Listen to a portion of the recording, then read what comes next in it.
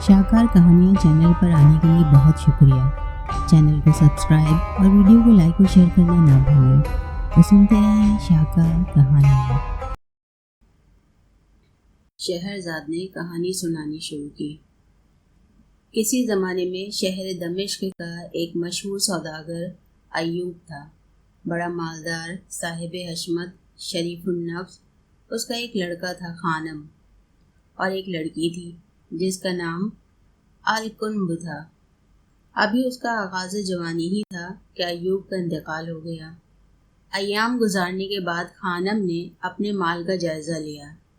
इसमें 100 गठरी बेहतरीन कपड़ा था जिन पर बगदाद के नाम की पर्चियाँ लगी हुई थी।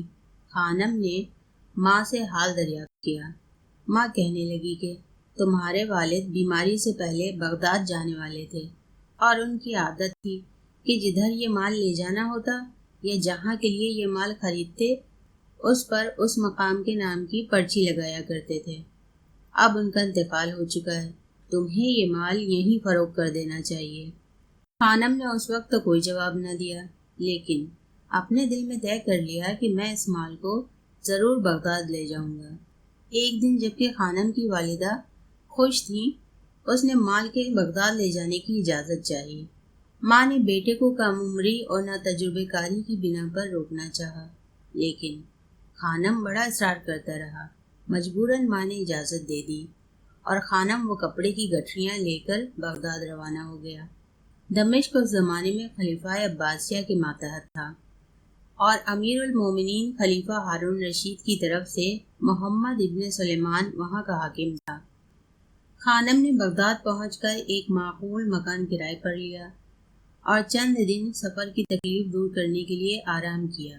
उसके बाद नमूना लेकर बाजार गया। बगदाद के सौदागरों ने कपड़ा बहुत पसंद किया और मुनासिब नरखों पर ख़रीद लिया। खानम एक रोज़ फरोख्त शुदा माल की कीमत वसूल करने के लिए बाजार पहुंचा तो देखा कि अक्सर कपड़े की दुकानें बंद हैं। दरियाफ्त करने पर मालूम हुआ कि कपड़े का एक मशहूर ताजिर मर गया है और सब उसकी तजहीज़ और तकफीन के सिलसिले में गए हुए हैं। खानम भी मरहूम सौदागर के यहाँ पहुँचा और जनाजे के साथ शरीक होकर कब्रिस्तान तक गया। उसके बाद बाकी लोगों के साथ दोबारा मरहूम के मकान पर गया। वहाँ जाकर मालूम हुआ कि ये सब लोग यहीं रहेंगे और फातिहा ख्वानी वगैरह होगी। खानम को ख्याल आया कि ऐसा न हो कि मेरी अदम मौजूदगी में मुलाजिम माल लेकर फरार हो जाएं।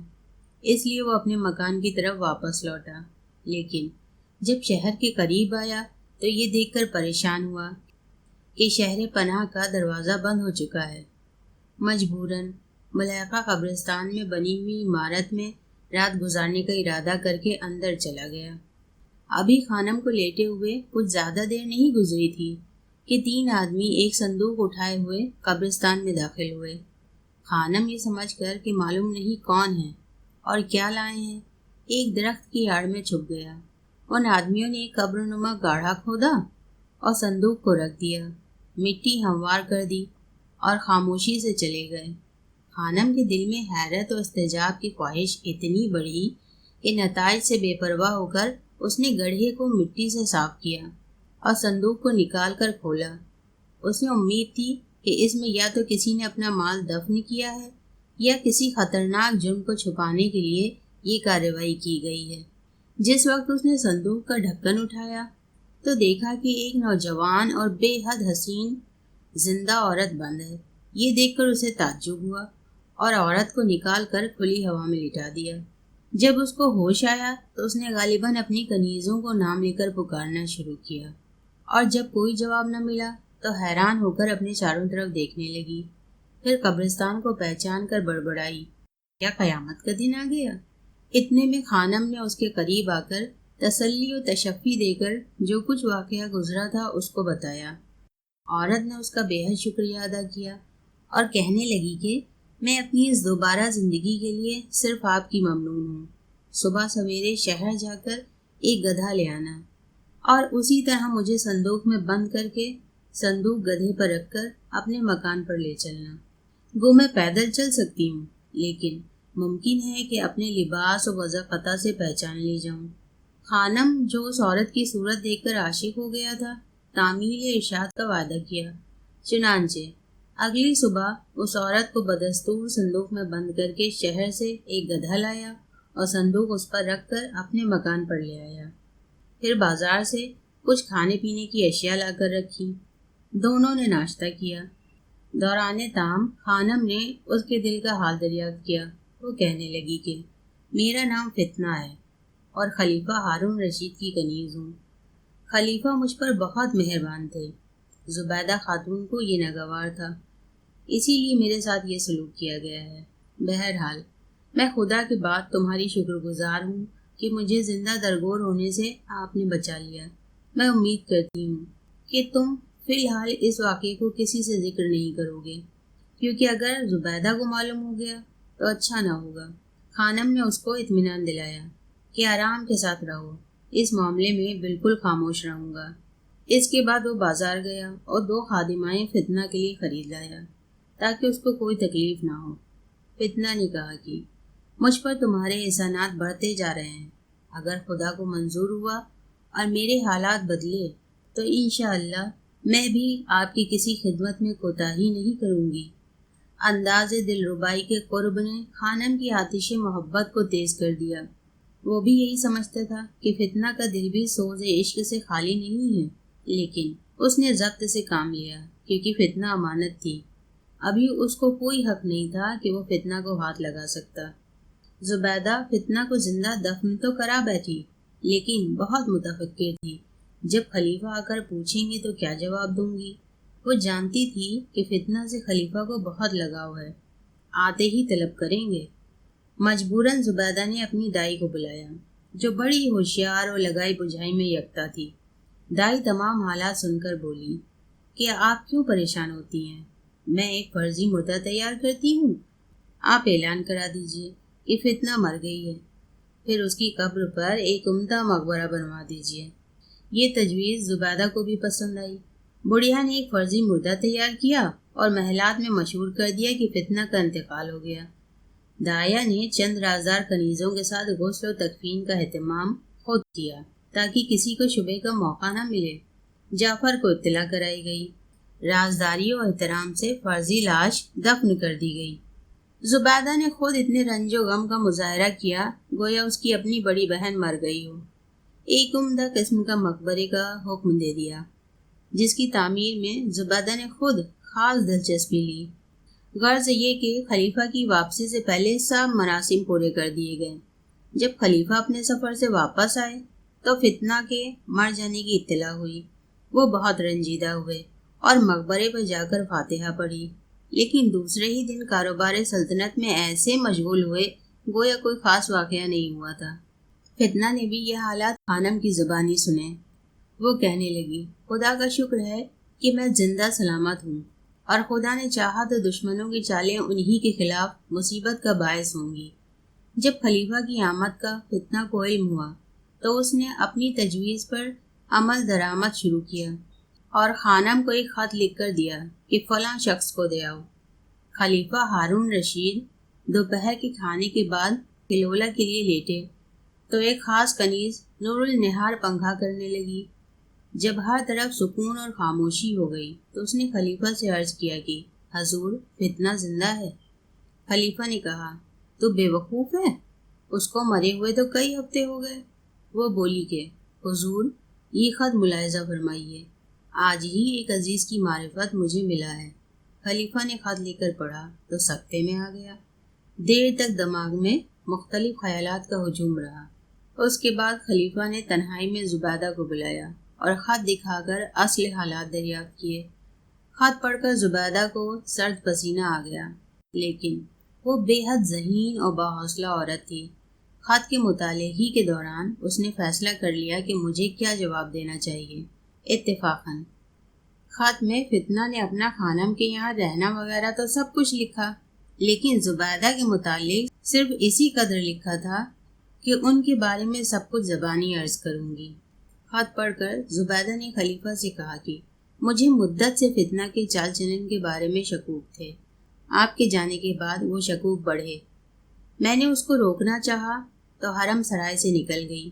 میں نہیں چاہتی تھی کہ یہ خبر مشہور ہو، کیونکہ فتنہ کے متعلق بغداد کا بچہ بچہ جانتا ہے کہ وہ آپ کی منظور نظر ہے۔ مجبوراً میں نے یہ سوانگ تیار کیا اور فرضی مقبرہ بھی بنوا دیا۔ جب آپ آئے تو میں نے اس واقعے کا ذکر با ارادہ نہیں کیا کیونکہ آپ کو صدمہ پہنچتا۔ یہ صحیح ہے کہ میں نے شکوک کی بنا پر کچھ سختی کی ہے، لیکن اب وہ آپ سے مل کر میری کوئی شکایت کرنا چاہتی ہیں تو آپ ان کو بلا لیجئے، کیونکہ وہ آپ کی محبوبہ ہیں۔ کنیز کا فخر تو مجھے حاصل ہے۔ یہ دوسری بات ہے کہ ملکہ کہلاتے ہوئے بھی آپ کی نظروں سے گری ہوئی ہوں۔ اتنا کہہ کر زبیدہ نے رونا شروع کر دیا۔ ہارون رشید، جو حقیقتاً زبیدہ کے پرستار تھے، یہ سب حالات سن کر بہت برہم ہونے کے بعد زبیدہ کو بہت پیار سے تسلی دے کر رخصت کیا اور کہا کہ اگر تم اس حالت میں اس کنیز کا قتل بھی کروا دیتی تو تمہیں اختیار تھا۔ اس کے بعد باہر آ کر حکم دیا کہ خانم سوداگر کو گرفتار کر کے اس کا کل مال و اسباب ضبط کر لیا جائے اور فتنہ کو بلا کر شاہی محل میں زیر حراست رکھا جائے۔ اس کے بعد کوتوال شہر سپاہیوں کا دستہ لے کر خانم و فتنہ کی گرفتاری کے لیے روانہ ہوا۔ اتفاقاً فتنہ کو بھی یہ خبر پہنچ گئی کہ کوتوال ہماری گرفتاری کے لیے آ رہا ہے۔ چنانچہ اس نے سب سے پہلے خانم سے کہا کہ تم غلاموں کا لباس پہن کر نکل جاؤ، میں اپنا انتظام کر لوں گی۔ جس وقت خانم ایک غلام کی وجہ سے باہر نکلا تو سپاہیوں نے مکان کا محاصرہ کر لیا تھا، لیکن اس کو غلام سمجھ کر جانے دیا۔ اس کے بعد کوتوال اندر آیا، فتنہ کو سلام کیا اور شاہی حکم سنایا۔ فتنہ نے کہا میں تیار ہوں، چلو۔ کوتوال نے خانم کے متعلق دریافت کیا۔ فتنہ نے کہا وہ تو کئی روز سے باہر گیا ہوا ہے اور اس کا مال و اسباب میری تحویل میں ہے، آپ اس کی حفاظت کا انتظام کیجیے۔ کوتوال نے کل مال و اسباب سر بمہر کر کے بیت المال میں رکھنے کے لیے بھیج دیا۔ فتنہ محل کے زنانہ حصے میں قید کر دی گئی۔ کوتوال نے سب واقعات دربار خلافت میں عرض کیے۔ ہارون رشید کو جب معلوم ہوا کہ خانم نہیں ملا تو ناراض ہوا۔ جعفر کو حکم دیا اسی وقت والی دمشق کو خط لکھو کہ خانم ابن ایوب کا کل مال و اسباب بیت المال میں داخل کر دیا جائے، اگر وہ خود موجود ہو تو اسے گرفتار کر کے بغداد بھیج دو، ورنہ نہ ملے تو اہل خانہ کو شہر بدر کر دو۔ یہ حکم جس وقت والی دمشق کو ملا، اس نے افسران ماتحت کو اجرائے فرمان شاہی کا حکم دے کر خانم کے گھر بھیجا۔ ادھر خانم کی ماں و بہن خانم کی کوئی اطلاع نہ ملنے کی وجہ سے بہت پریشان تھیں کہ سپاہی حکم لے کر پہنچے۔ سب سے پہلے خانم کے متعلق دریافت کیا۔ وہ کہنے لگیں کہ وہ مال و اسباب لے کر بغداد گیا تھا اور مدت سے اس کی کوئی خبر نہیں ملی ہے، ہم سخت پریشان ہیں۔ جو افسر تعمیل حکم کے لیے گیا تھا اس کو بہت افسوس ہوا کہ ان بے گناہوں پر ظلم کیا جا رہا ہے۔ ہو سکتا ہے کہ خانم نے کوئی سخت جرم کیا ہو، لیکن اس کی سزا اسی کو ملنی چاہیے۔ لیکن دربار خلافت کے احکام ٹالنا بھی اس کے بس کی بات نہ تھی۔ مجبوراً ان عورتوں کو بغداد سے آیا ہوا حکم سنایا اور کہا وہ کہ میں جانتا ہوں تم بے گناہ ہو، لیکن خلیفہ کا حکم ہے، اس لیے تعمیل تو ضرور کرنا ہوگی۔ اس لیے میں چاہتا ہوں تم یہاں سے سیدھی بغداد چلی جاؤ اور دربار امیر المومنین میں عرض کرو کہ ہم پر بلا قصور عذاب کیوں ڈالا جا رہا ہے۔ مجھے یقین ہے کہ ضرور داد رسی ہوگی اور تمہارا کل مال و اسباب حکومت کی زیر نگرانی رہے گا۔ بس یہی ممکن ہے، اس کے علاوہ اور میں کیا کر سکتا ہوں؟ کوتوال نے سمجھایا۔ خانم کی والدہ اور ہمشیرہ بے یار و مددگار دمشق سے نکلیں۔ تمام شہر میں اس ظلم کا چرچا تھا۔ آج تک امیر المومنین نے کبھی ایسا حکم نہیں دیا تھا، یہ بڑی ہی زیادتی ہوئی ہے۔ ان غریبوں کے لیے کوئی یار و مددگار نہیں رہا۔ کچھ زیادہ راہ لے کر روتی ہوئی بغداد کی طرف روانہ ہوئی۔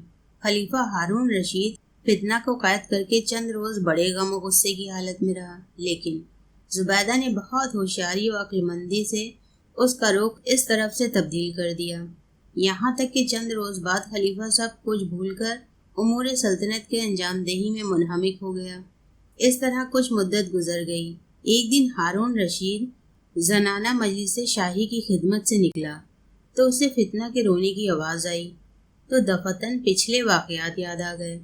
چنانچہ اسی وقت محافظین کو حکم دیا کہ فتنہ کو حاضر کرو۔ فتنہ آئی تو بڑے جوش کے حالت میں تھی، ہاتھ باندھ کر کہنے لگی کہ آپ خلیفہ ہیں اور آپ کے حکم کی تعمیل ہوتی ہے، لیکن آپ جس کے بنائے ہوئے خلیفہ ہیں وہ احکم الحاکمین تمام تر اعمال کا نگران ہے، اور آپ نے خانم کے متعلق جو کچھ احکام صادر فرمائے ہیں وہ انصاف کے خلاف ہیں۔ آپ نے بغیر تحقیقات کیے خانم کو مجرم قرار دے دیا، اور وہ بالفرض مجرم بھی ہو، لیکن اس کی ماں اور بہن کا کیا قصور تھا؟ وہ بیچاری کیوں شہر بدر کی گئیں اور ان کا مال و املاک چھین کر بلا سہارا چھوڑ دیا گیا؟ مجھے اب تک یہ بھی معلوم نہیں کہ آپ نے مجھے کس جرم میں قید کیا ہے۔ خانم ایک شریف و دیانتدار آدمی ہے، اور اس نے مجھ پر ایک احسان عظیم کیا ہے اور میری جان بچائی ہے، عزت و آبرو کی حفاظت کی۔ معلوم نہیں اس غریب پر کیوں عتاب شاہی نازل ہوا۔ فتنہ نے غصے کی حالت میں وہ سب کچھ سنایا جو عام حالات میں کوئی خلیفہ کے سامنے کہنے کی جرات نہیں کر سکتا۔ خلیفہ نے کہا، بے شک خانم کی والدہ اور بہن کے متعلق غلط حکم دیا گیا ہے، لیکن تم محل سرائے سے باہر کیوں گئیں؟ فتنہ نے کل واقعات سنائے۔ خلیفہ اس سے بہت متاثر ہوا۔ اس نے خیال کیا کہ ممکن ہے زبیدہ نے جوش رقابت میں اس کے ساتھ ظلم کیا ہو، لیکن فتنہ نے جس جوش کے ساتھ خانم اور اس کے گھر والوں کی وکالت کی تھی، اس نے خلیفہ کے دل میں شک کی چنگاری کو روشن کر دیا۔ ممکن ہے کہ وہ زبیدہ سے کچھ پوچھ گچھ کرتا، لیکن خلیفہ کا یہی شک زبیدہ کی ساری کارروائی کی طرف چشم پوشی کا باعث بن گیا۔ اس نے خانم کا قصور معاف کر دیا اور ایک اعلان عام کے ذریعے اس کی والدہ و ہمشیرہ کو دربار میں بلایا، لیکن خانم کا کچھ پتہ نہ چلا، اور جب وہ نہ آیا تو مایوس ہو کر فتنہ خود خانم کی تلاش میں نکلی۔ فتنہ خیر خیرات کرتی ہوئی ایک راہ سے گزر رہی تھی۔ ایک روز اسے ایک سوداگر ملا جو سخاوت میں بڑا مشہور تھا۔ فتنہ نے اس کو 1000 دینار دیے کہ میری طرف سے خیرات کر دینا۔ سوداگر نے فتنہ کا لباس فاخرانہ دیکھ کر خیال کیا کہ یہ معزز خاتون معلوم ہوتی ہے، اس لیے ادب کے ساتھ عرض کیا کہ حضور، کل سے 2 نوارد عورتیں میرے مکان پر ٹھہری ہوئی ہیں جو بہت خستہ حال ہیں۔ اگر آپ برا نہ ہو تو غریب خانے پر چل کر اپنے ہاتھ سے ان کو عنایت کیجیے۔ فتنہ نے ان کا حال دریافت کرنا چاہا، لیکن سوداگر نے عرض کیا کہ حضور، میں نے ان کی ذوب و حالی کو دیکھ کر فی الحال ان کے حالات دریافت کرنا مناسب نہ سمجھا۔ چنانچہ فتنہ فوراً اس کے مکان پر روانہ ہوئی۔ سوداگر کی بیوی نے فتنہ کو نہایت عزت و احترام سے بیٹھایا اور خاطر و تواضع کی۔ فتنہ نے کہا کہ مجھے ان نوارد عورتوں سے ملاؤ۔ سوداگر کی بیوی فتنہ کو ان کے پاس لے گئی جہاں نوارد عورتیں بیٹھی رو رہی تھیں۔ فتنہ نے ان کو تسلی و تشفی دی اور کچھ دینار پیش کر کے ان کا حال دریافت کیا۔ خانم کی ماں نے کہا کہ ہماری مصیبت کا باعث خلیفہ کی محبوبہ فتنہ ہے۔ میں ایوب ناوی سوداگر کی بیوی ہوں۔ میرا بیٹا خانم یہاں مال تجارت لے کر آیا تھا۔ اس پر کسی ظالم نے فتنہ کے اغوا کا الزام لگایا اور گرفتار کروا دیا۔ نہ معلوم میرے بیٹے کا کیا حال ہے اور کس جگہ ہے۔ اس کے بعد حاکم دمشق کا تمام مظالم بیان کر کے زار و قطار رونے لگی اور کہنے لگی کہ اب بھی خانم صحیح سلامت مل جائے تو ہمارا رنج و غم سب دور ہو جائے۔ یہ بات سن کر فتنہ بولی کہ تمہاری مصیبت کا باعث میں ہی ہوں، کیونکہ میں ہی فتنہ ہوں۔ اب تو خلیفہ نے خانم کے گناہ معاف کر کے اس کا تمام مال و اسباب اصل سے 2 گنا کر کے عطا کر دیا ہے، اور تمہاری طلبی خلیفہ کے یہاں ہے۔ کئی دن سے تمہاری تلاش میں منادی ہو رہی ہے۔ اس کے بعد فتنہ نے جو واقعات پیش آئے تھے بیان کیے۔ ابھی یہ عورتیں خانم کی تلاش کا آئندہ پروگرام بنا رہی تھیں کہ وہی سوداگر اندر آیا اور کہنے لگا کہ دیہات سے میرے شفا خانے میں ایک جوان مریض آیا ہے۔ حال پوچھتے ہیں تو روتا ہے، لیکن حال نہیں بتاتا۔ فتنہ سب کو تشفی دے کر سوداگر کے ساتھ مریض کے پاس آئی۔ یہاں آ کر دیکھا تو وہ خانم تھا، لیکن بے حد کمزور اور لاغر ہو گیا تھا۔ فتنہ نے قریب بیٹھ کر آواز دی اور پوچھا کہ کیا حال ہے؟ خانم نے آنکھیں کھول کر اس کو دیکھا اور ایک سرد آہ کے ساتھ بے ہوش ہو گیا۔ سوداگر نے لخلخا سنگایا۔ کچھ دیر بعد خانم کو ہوش آیا تو اس نے فتنہ سے پوچھا کہ میری ماں بہن کس حال میں ہے؟ تو فتنہ نے کہا کہ وہ بخیریت ہیں اور عنقریب تم سے ملیں گی۔ خلیفہ نے تمہارا قصور معاف کر دیا ہے، تم تندرست ہو جاؤ گے تو اطمینان سے سب حالات سن لینا۔ واپسی پر فتنہ آئی تو خانم کی والدہ کو مبارکباد دی کہ خانم مل گیا ہے، لیکن اس وقت بیمار ہے۔ وہ بےتاب ہو کر اٹھی کہ چلو مجھے ملاؤ۔ فتنہ نے کہا کہ اس وقت آپ لوگوں کا اس سے ملنا مناسب نہیں ہے، کہیں سکتہ نہ ہو جائے۔ جب اس میں توانائی آ جائے گی اس وقت آپ دونوں اس سے ملیں۔ ماں بہن نے خدا کا شکر ادا کیا اور سوداگر ہی کے یہاں رہنے لگی۔ چند روز کے ملاحظے اور پرمسرت ماحول نے خانم کو تندرست کر دیا۔ خانم کے صحت یاب ہو جانے کے بعد فتنہ نے اس کو بہن و والدہ کے ساتھ خلیفہ کے سامنے پیش کر دیا۔ ہارون رشید ان کو دیکھ کر بہت مسرور ہوا، پھر خانم سے اس کی سرگزشت سنی۔ اس نے عرض کیا کہ میں گرفتاری کا حکم سن کر دیہات میں بھاگ گیا تھا، وہاں ادھر ادھر پھرتا رہا، اسی دوران میں بیمار ہو گیا۔ جب حالت کچھ زیادہ خراب ہو گئی تو ایک رحم دل شخص نے بغداد میں لا کر ایک مخیر تاجر کے شفا خانے میں داخل کر دیا۔ یہاں آ کر مجھے معلوم ہوا کہ میری گرفتاری کا حکم منسوخ ہو گیا ہے اور یہیں مجھ سے میری والدہ اور بہن ملی۔ خلیفہ نے کل ضبط شدہ مال و اسباب واپس کرا دیا اور بہت کچھ مزید عطا کیا، اور اس کے بعد فتنہ کو آزاد کر کے خانم سے شادی کر کے خانم کی بہن کی شادی اپنے بہت بڑے درباری سے کر کے توہین و ذلت کی تلافی کر دی جو ان بے قصوروں کی ہوئی تھی۔ یہ قصہ ختم کر کے شہرزاد نے کہا کہ انشاءاللہ کل شاہ جنات اور زین السنم کی حکایت سناؤں گی جو اس سے بھی زیادہ دلچسپ ہوگی۔ شاہکار کہانیاں چینل پر آنے کے لیے بہت شکریہ۔ چینل کو سبسکرائب اور ویڈیو کو لائک اور شیئر کرنا نہ بھولیں۔ تو سنتے رہیں شاہکار کہانیاں۔